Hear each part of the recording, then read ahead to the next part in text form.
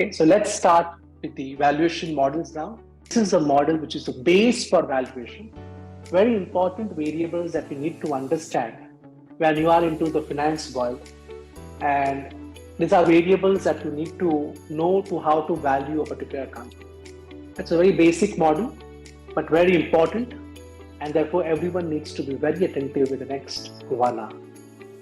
Right? So let's begin with the dividend discount model.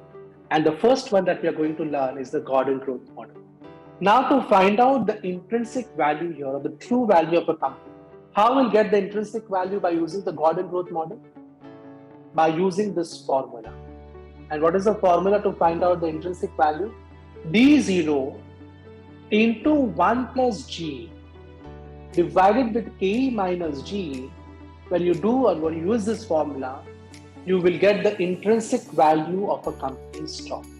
Here we are taking dividend as a base to find out the intrinsic value.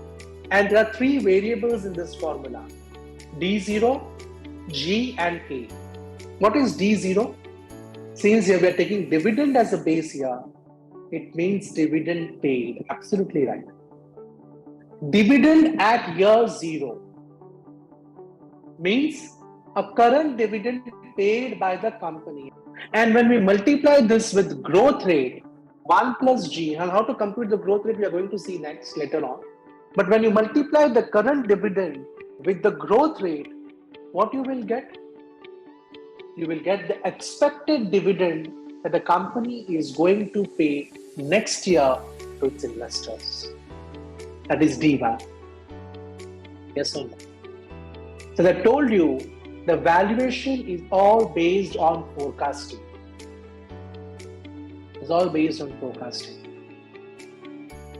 So D0 into 1 plus growth rate in the numerator of this formula, you will get what? Expected dividend that the company is going to pay next year. That is nothing but D1. That is nothing but current dividend. Next is K. What do you mean by K? If you invest in, yes, it's cost of equity. Absolutely right.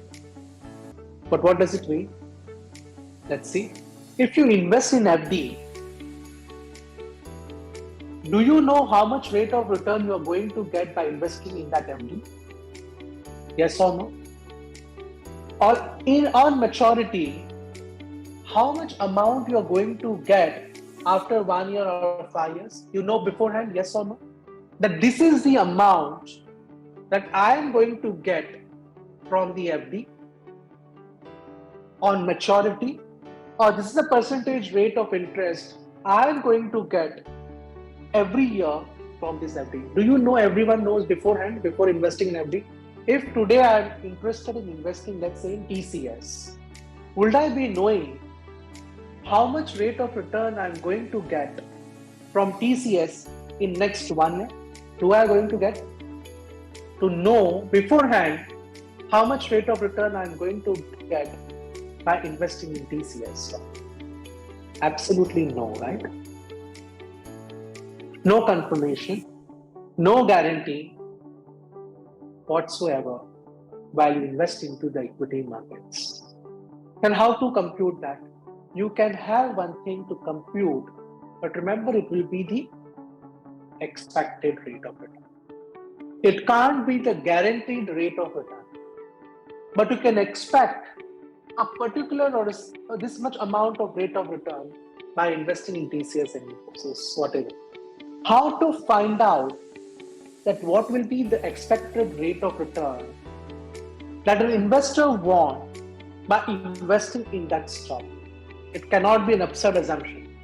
It can't be that 50%, 60% I want by investing in TCS in a 1 year.